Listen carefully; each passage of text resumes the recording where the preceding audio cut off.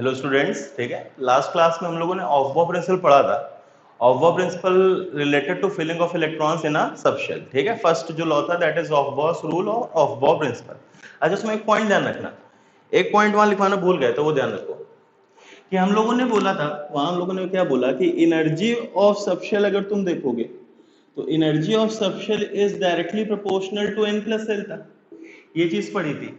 फिर उसके बाद फिलिंग ऑफ इलेक्ट्रॉन्स डायरेक्टली पढ़ लिया था, ठीक है। तो एक पॉइंट वहां लिखना भूल गए तो वो ध्यान दो कि इलेक्ट्रॉन्स फिल सबसे पहले किस सबशेल में होगा।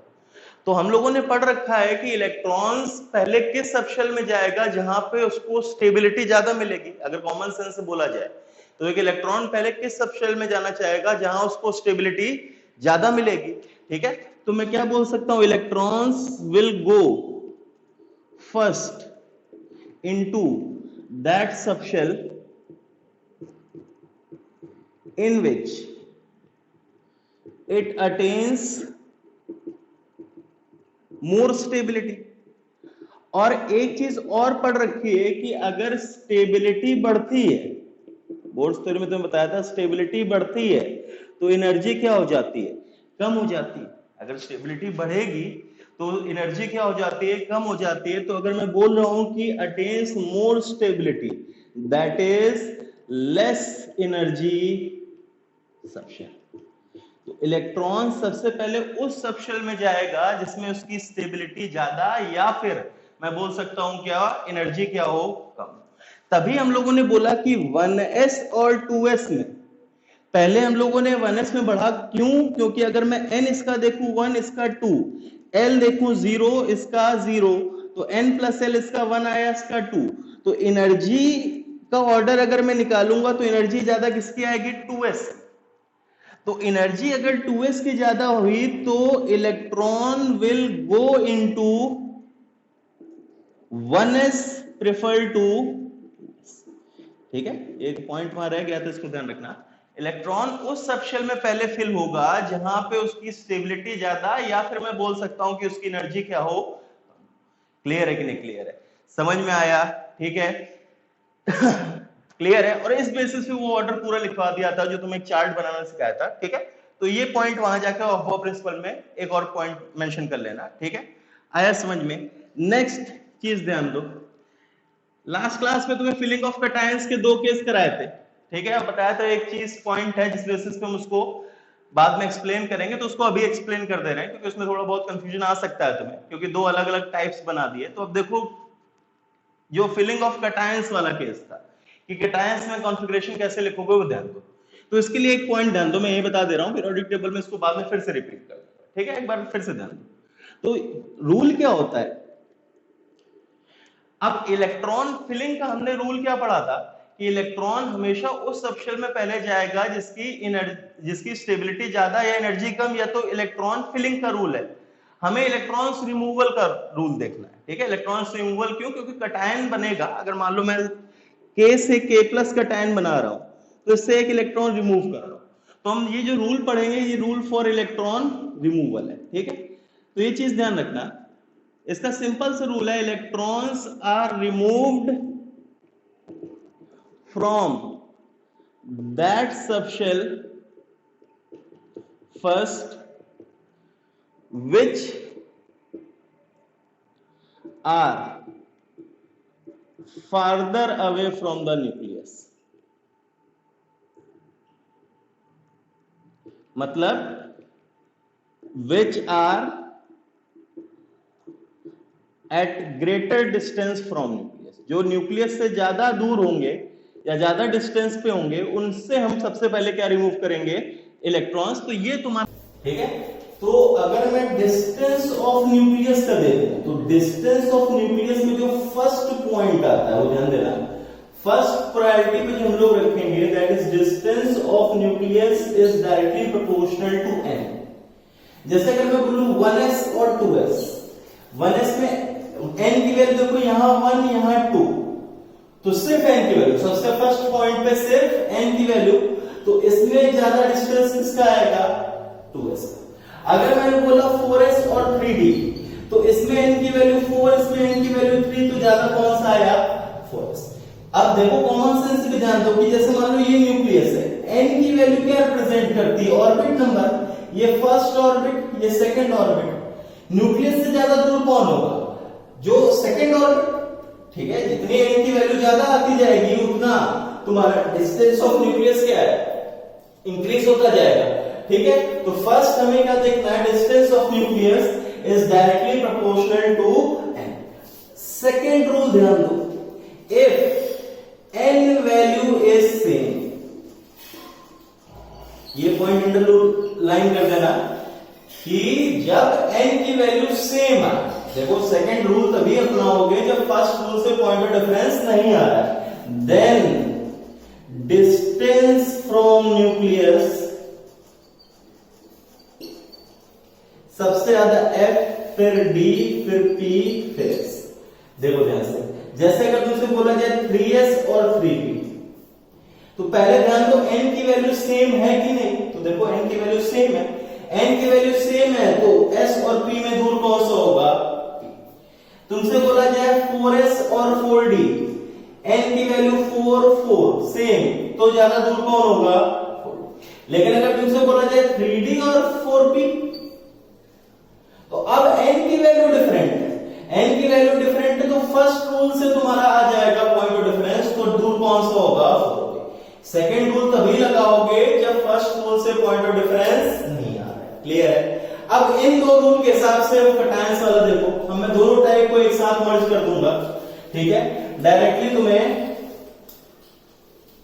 कोई टाइप नहीं याद रखना है, डायरेक्टली तुम्हें क्या ध्यान रखना है कि इलेक्ट्रॉन्स हमेशा वहां से रिमूव होंगे, उन ऑर्बिटल से या उन सबशेल से जहां तुम्हारे डिस्टेंस ऑफ न्यूक्लियस क्या है ज्यादा। जैसे अगर मान लो बोलो सबसे पहले 19k+ का लिखना है, तो 19k+ का मतलब क्या है? 19k से एक इलेक्ट्रॉन निकाला तो 19k+ बना। क्लियर है? 19k का अगर मैं कॉन्फ़िगरेशन लिखूंगा 1s2 2s2 2p6 3s2 3p6 4s1, तो बताओ एक इलेक्ट्रॉन मुझे यहां रिमूव करना है, कहां से करूंगा? जो सबसे दूर है। सबसे दूर कौन सा है? ये n की वैल्यू 1, इन दोनों की n की वैल्यू 2, n की वैल्यू 3, n की वैल्यू 4, तो सबसे दूर कौन सा आएगा? 4s। तो 19k+ का कॉन्फ़िगरेशन क्या आ जाएगा? 1s2 2s2 2p6 3s2 3p6 4s। Clear है? दूसरा टाइप वाला जो d वाला 30Zn2+, 30Zn2+ मतलब 30Zn से दो इलेक्ट्रॉन बाहर निकाला तो 30Zn2+। अब मैं दो अलग अलग टाइप नहीं देख रहा हूं, मैं एक ही रूल बस मुझे पता है इलेक्ट्रॉन रिमूवल का। तो 30Zn का कॉन्फ़िगरेशन लिखा 1s2 2s2 2p6 3s2 3p6 4s2 3d10।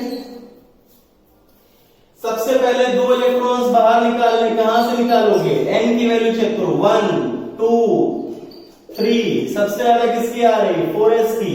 तो दो इलेक्ट्रॉन्स कहां से बाहर निकलेंगे? इससे। तो 30Zn2+ का अगर तुम कॉन्फ़िगरेशन लिखोगे तो 1s2 2s2 2p6 3s2 3p6 4s0 3d। Clear है? क्लियर है? तुमसे बोला जाए 25Mn4+ का लिखना है। 25Mn4+ का मतलब है कि पहले 4 इलेक्ट्रॉन्स निकालोगे Mn से, 25Mn4+। 25Mn का कॉन्फ़िगरेशन लिखा 1s2 2s2 2p6 3s2 3p6 4s2 3d5।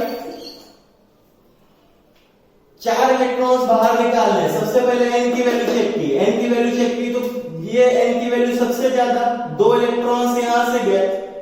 अब दो और निकालने तो फिर 3s 3p 3d, इन तीनों में n की वैल्यू सेम, n की वैल्यू सेम तो किस पे चले जाओगे?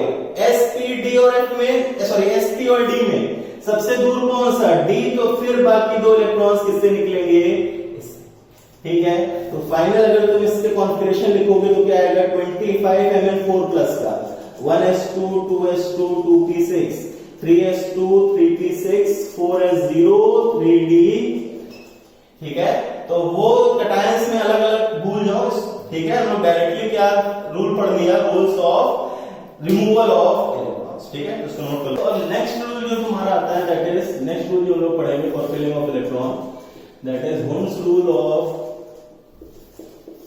Maximum multiplicity. Hund's rule for maximum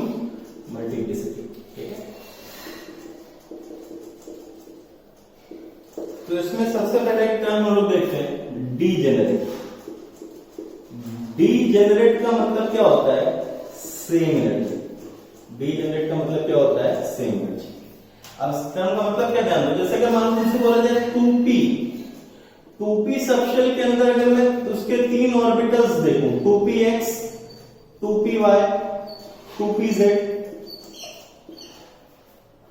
तो अगर मैंने इसका n पता तो n बोला, अगर इसका दो, इसका दो, इसका तो अगर मैं इनका n बोलूं तो तीनों का 2 2 आएगा। l बताओ, तीनों p हैं तो तीनों का l क्या आएगा? 0 0। तो n प्लस l अगर मैं बोलूंगा तो इसका 2, इसका 2, सॉरी तीनों का l क्या आएगा? 1 1 1। तो n प्लस l अगर मैं बोलूंगा तो 3 3 3। सिमिलरली अगर मैं 3D की बात करूं तो D में 5 orbitals, 3dxy, 3dyz, 3dxz, 3dx square minus y square और 3dz स्क्वायर। n बताओ भाई, 3 3 3 3 3। l की वैल्यू 2 2 2 2 2, n प्लस l सबका 5 आ रहा है। और हम लोगों ने पढ़ रखा है कि एनर्जी ऑफ सबशेल ऑर्बिटल्स क्या होती है? n प्लस l से डिफाइन होती है। तो अगर n प्लस l सेम आ रहा है तो मैं बोल सकता हूं कि ये एनर्जी तीनों की क्या होगी? सेम होगी। सिमिलरली इन पांचों की एनर्जी क्या होगी? सेम होगी। क्लियर है? या फिर मैं बोल सकता हूं कि इन 2px, 2py, 2pz are degenerate. या फिर 3dxy, 3dyz, 3dxz, 3dx square minus y square, 3dz स्क्वायर आर डीजेनरेट। डीजेनरेट का मतलब क्या है? Same energy. तो इनकी एनर्जी सेम आ रही है तो ये आपस में डीजेनरेट होंगे, ये आपस में क्या होंगे? डीजेनरेट। तो मैं फाइनली अगर मैं चीज बोलूं तो मैं क्या लिखवा सकता हूं? If n and l are same,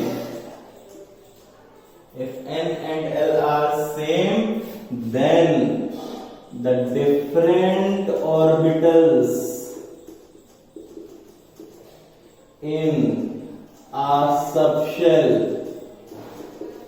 will have same energy, या फिर मैं क्या बोलूंगी? they will be degenerate, they will be। Clear है?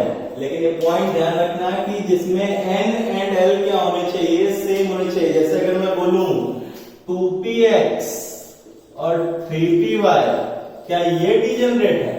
तो ये डीजेनरेट नहीं है। क्यों? क्योंकि इसका n प्लस l कितना आ रहा है? 3। इसका n प्लस l कितना है? आ रहा है 4। तो किसकी एनर्जी ज्यादा आ जाएगी? तुम्हारे 3py। क्या बोला गया? जब n l सेम हो देन जो डिफरेंट ऑर्बिटल्स आएंगे उनकी एनर्जी एक सबशेल में, उनकी एनर्जी क्या आएगी? सेम आएगी। क्लियर है? नहीं क्लियर है? ये पॉइंट समझ में आया? ठीक है, लिखो इसको। देखो नेक्स्ट आगे बढ़ते हैं। आगे बढ़ते हैं जैसे एग्जांपल तुमने बोला 7n का मुझे कॉन्फ़िगरेशन लिखना है। तो 7n का मैंने कॉन्फ़िगरेशन का 1s2 2s2 2p। क्लियर है?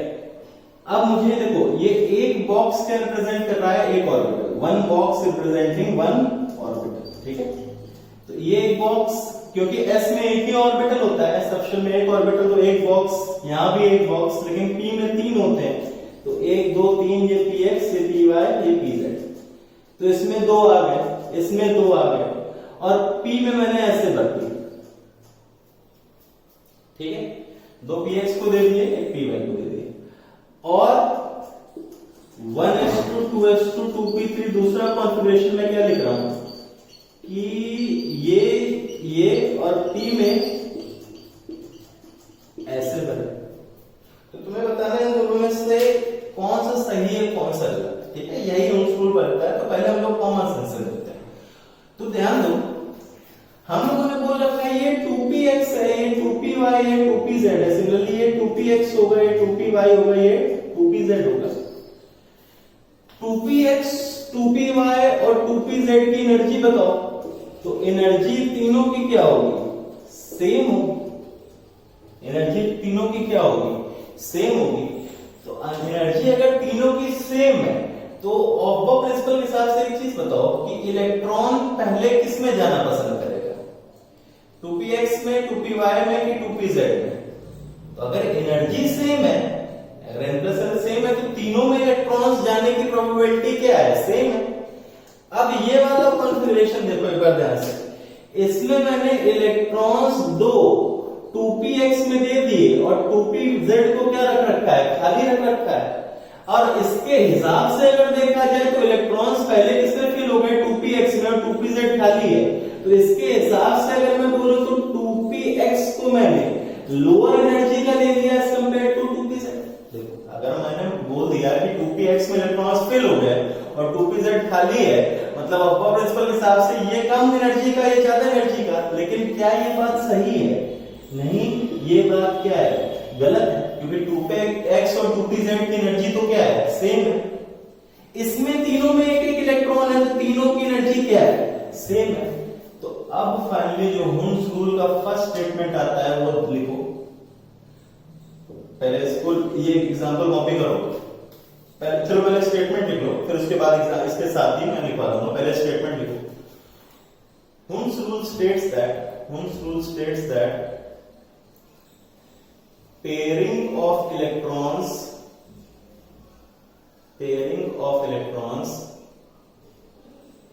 in orbitals of a subshell, pairing of electrons in orbitals of a subshell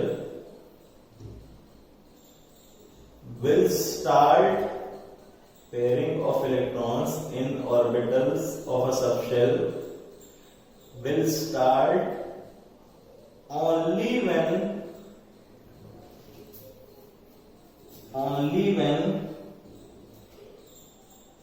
each orbital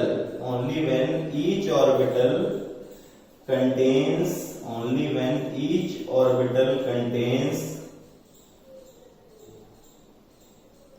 at least one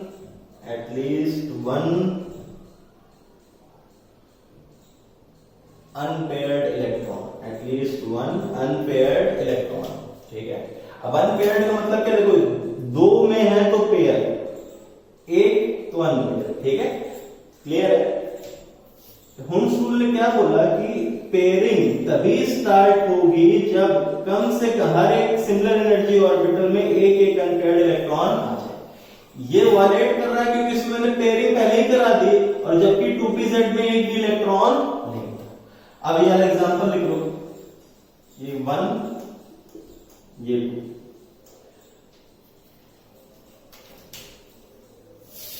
ठीक है, इसको लिख लेना। फिर इसके बाद लिखो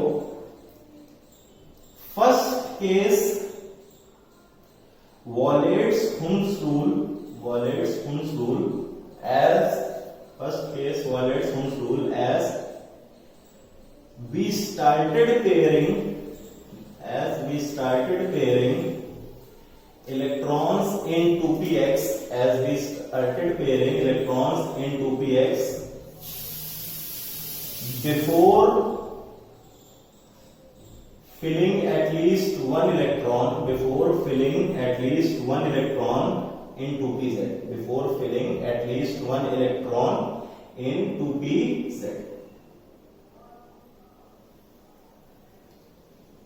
Second case is correct, ठीक है, second case is correct, ठीक है, आया समझ में, क्लियर है। अब नेक्स्ट ध्यान दो, ठीक है, इसको मैं हटा देता हूं। नेक्स्ट पेपर हम शुरू पे 2-3, जैसे अगर मान लो मैं बोलूं तो तुम्हें लिखना है, कैसे करोगे, जैसे मान लो 8 ऑक्सीजन का तुम्हें लिखना है, तो 8 ऑक्सीजन का लिखा 1s2 2s2 2p4।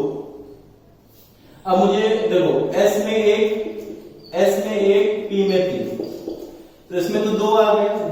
अब मुझे इन तीनों में 4 इलेक्ट्रॉन्स भरने हैं, तो सबसे पहले हर एक में एक एक इलेक्ट्रॉन दो, फिर उसके बाद पेयरिंग स्टार्ट कर दो, क्लियर, उसके बाद पेयरिंग स्टार्ट करो। तो तुमसे बोला जाए एक कॉन्फ़िगरेशन मैंने ये बनाया, एक कॉन्फ़िगरेशन मैंने ये बनाया और ये कॉन्फ़िगरेशन मैंने ये बनाया। तुम दोनों में से कौन सा सही है कौन सा गलत, ठीक है, इनमें से कौन सा सही है कौन सा गलत। लेट मान लो ये px, ये py, ये pz, ये px, ये py, ये pz, ये px, ये py, ये तो बोलो जाए कौन सा सही कौन सा गलत। तो ये तीनों सही है। क्यों सही है? क्योंकि देखो 3 इलेक्ट्रॉन भर लिए, 3 इलेक्ट्रॉन भर लिए, अब चौथा इलेक्ट्रॉन किसमें जाएगा ये फिर से इस पर डिपेंड करेगा कि एनर्जी किसकी कम। अब px, py, pz में 2px, 2py, 2pz में अगर तुमसे बोला जाए कि एनर्जी की बात की जाए तो एनर्जी क्या है, सेम है। और एनर्जी सेम है तो ये चौथा इलेक्ट्रॉन px में भी जा सकता है, py में भी जा सकता है और या फिर pz में भी जा सकता है, क्योंकि तीनों की एनर्जी क्या है, सेम है। तो these all three are, समझ में आया? क्लियर है? क्लियर है, ठीक है। अगर तुमसे बोला जाए 25 ml का बनाना तो 1s2, 2s2, 2p6, 3s2, 3p6, 4s2, 3d5। अब देखो लास्ट वाले देखो, क्योंकि इससे पहले वाले सारे पेयर्ड होंगे। देखो इसमें लास्ट वाले में अनपेयर्ड आ रहे तो उससे वाले सारे पेयर्ड थे, तो या तो बना सकते हो, एक बार मैं बना दे रहा हूं, लेकिन हमेशा लास्ट कर दो। ये 2 पेयर्ड, ये 2 पेयर्ड, इसमें 3 है तो 6 पेयर्ड हो जाएंगे, ठीक है। 2 पेयर्ड, पी में फिर से 3, तो 1 2 3 6 ये पेयर, ठीक है। लास्ट वाले देखो वो उससे पहले वाले ऑटोमेटिकली पेयर्ड होंगे क्योंकि ऑफ प्रिंसिपल का हिसाब है। 3d5 देखो, 3d5 में कितने 5, 1 2 3 4 5, एक 3dxy, 3dxz, ये बार बार लिखने की जरूरत नहीं है, मैं एक बार लिख दे रहा हूं 3dyz dx² y² dz²। 5 electrons भरने, सबसे पहले हर एक में एक एक इलेक्ट्रॉन दो, तो हर एक में एक एक इलेक्ट्रॉन दे दिया तो 5 इलेक्ट्रॉन खत्म हो गया, एक भी नहीं बचा। अगर तुमसे बोला जाए 26 Fe का, तो 26 Fe का लिखा 1s2, 2s2, 2p6, 3s2, 3p6, 4s2, 3d6। फिर से अब सिर्फ लास्ट वाला देखना है क्योंकि उससे पहले सब पेयर्ड होंगे। लास्ट वाले में डी में देखो 1 2 3 4 5, बार बार नहीं लिखना, वो अपने आप को बताया dxy dyz, तो 6 भरने हैं। सबसे पहले एक एक में दिया, अब छठा इलेक्ट्रॉन कहां दे सकते हैं, इन 5 में से किसको दे, इसको इसको इसको इसको या फिर इसको, तो किसी भी को दे दो, चाहे इसको दे दो, चाहे इसको दे दो, चाहे इसको, चाहे इसको, वो पांचों क्या होंगे, सही होंगे, ठीक है। कंफर्टेबल के लिए हम लोग पहले वाले को दे देते हैं, कंफर्टेबल को बनाने के लिए, लेकिन ऐसा कुछ जरूरी नहीं कि पहले वाले को आए, वो इसमें भी आ सकता है, इसमें इसमें इसमें या फिर इसमें, क्योंकि पांचों की एनर्जी क्या है, ठीक है। समझ में आया? 4-5 कॉन्फ़िगरेशन एक बार खुद से लिखो। जैसे कि मुझसे बोला जाए 17 क्लोरीन का लिखो, 28 निकल का लिखो, और 21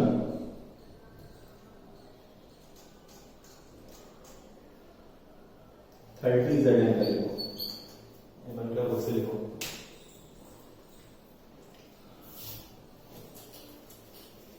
ठीक है, वीडियो पॉज करो, इनका कॉन्फ़िगरेशन लिखो, इसका सॉल्यूशन देखो।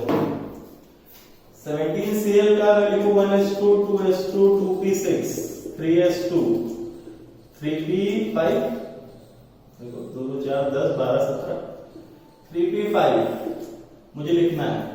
तो 3p5 में लिखूंगा तो कैसे लिखूंगा, पहले सबको एक एक दिए, फिर 2 देने हैं, तो 2 देने हैं तो मैं इन दोनों को दे सकता हूं, या फिर और इन दोनों को दे सकता हूं, और इन दोनों को दे सकता हूं, तीनों सही है। क्लियर? समझ में आया? कोई भी एक लिख दो, तुम्हें एक ही लिखना है, लेकिन कंफर्टेबल ये चीज जाना को तीनों सही। 28 निकल का 1s2, 2s2, 2p6, 3s2, 3p6, 4s2, 3d8, d8, d में कितने 5 है, तो बताओ भाई 1 2 3 4 5 6 7 8। अब वो 3 किस्से में भी आ सकते हैं, ठीक है, वो 3 किस्से में भी आ सकते हैं, मैं एक ही बना रहा हूं। 30Zn का 1s2 2s2 2p6 3s2 3p6 4s2 3d10, तो 3d10 1 2 3 4 5 6 7 8 9। क्लियर है कि नहीं क्लियर है? समझ में आया? ठीक है, आया समझ में? तो अब मैं एक बार सारे कॉन्फ़िगरेशन एक बार खुद से लिख देता हूं। जैसे S में दो आ सकते हैं, या तो S1 या S2, क्योंकि S में सिर्फ एक ही ऑर्बिटल होता है, एक ऑर्बिटल मतलब मैक्सिमम 2 इलेक्ट्रॉन्स। S1 लिखोगे तो कैसे लिखोगे? ऐसे। S2 लिखोगे तो कैसे लिखोगे? ऐसे। P में 6 आ सकते हैं, P1 आ सकता है, P2 आ सकता है, P3 आ सकता है। P1 P2 P3 P4 P5 P6, क्योंकि मैक्सिमम 6 इलेक्ट्रॉन्स आ सकते हैं। तो P1 कैसे लिखोगे? ऐसे। P2 कैसे लिखोगे? ऐसे। P3 कैसे लिखोगे? अच्छा, P1 ऐसे भी लिख सकते हो, या फिर ऐसे भी लिख सकते हो, या फिर ऐसे भी लिख सकते हो। सही कि नहीं भाई? Px Py Pz किसी भी पहला इलेक्ट्रॉन जा सकता है। सिमिलरली P2 तुम ऐसे भी लिख सकते हो, ऐसे भी लिख सकते हो, या फिर ऐसे भी लिख सकते हो। सही कि नहीं? और P3 तो ठीक है, एक ही तरीके से। P4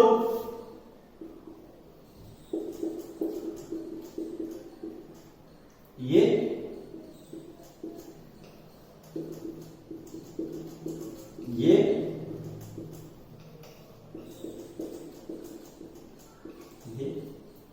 clear? तीनों सही। P5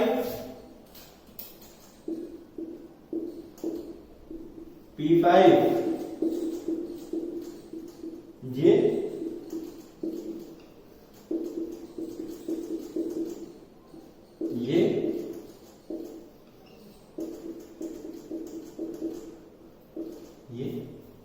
क्लियर है? P6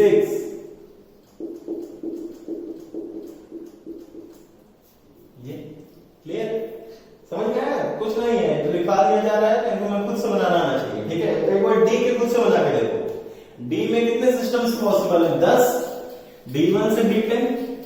डी में कितने सिस्टम्स पॉसिबल है? D1 है, D2 है, D3 है, D4 है, D5 है, D6 है, D7 है, D8 है, D9 है, D10 है। एक बार इसके खुद से बना के देखो, बनाओ खुद से एक बार। D1 ये 5 आ सकते हैं, या तो इसमें मैं एक बार लिख रहा हूं, तो कुछ समझ रहा है। ये भी आ सकता है, अब बार बार नहीं लिख रहा हूं मैं, ठीक है? एक बार चलो और लिख देता हूं। ये आ सकता है, और ये आ सकता है, और ये आ सकता है, ठीक है? और ये लास्ट वाला आ सकता है, ठीक है? वो तुम्हें खुद से एक बार आना चाहिए, वो बार बार मैं वो ऑप्शन से। D2 बताओ भाई, मैं एक ही लिखूंगा। D3 D4 D5,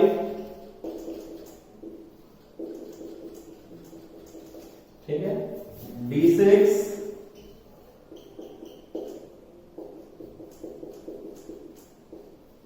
D7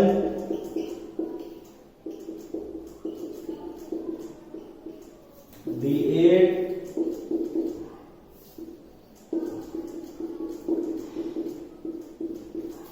D9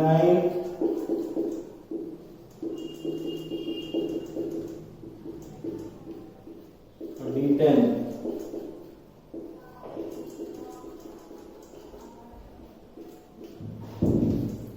clear है कि नहीं क्लियर? आया समझ में? कोई दिक्कत? ठीक है, ठीक है? तो मैं होमवर्क के लिए 8-10 क्वेश्चंस दे रहा हूं, उनको एक बार तुम्हें खुद से करना, ठीक है? उनके कॉन्फ़िगरेशन लिख के उनके लास्ट में एक बार निकालना है। और होमवर्क क्या है तुम्हें? 16 सल्फर 35 ब्रोमीन, 11 सोडियम, 20 कैल्शियम, ठीक है, 13 एल, 6 कार्बन, 15 फॉस्फोरस, ठीक है, 10 नियॉन, आया समझ में। इसके बाद 21 स्कैंडियम, 23 वेनेडियम और 27 कोबाल्ट, ठीक है। इनका तुम्हें कॉन्फ़िगरेशन और फाइनल वाले सेक्शन में तुम्हें वो होम्स रूल के हिसाब से लिखना है, तुम्हारा होमवर्क है। कल हम इसको आगे कंटिन्यू करेंगे होम्स रूल को, ठीक है। आया समझ में, ठीक है। Thank you.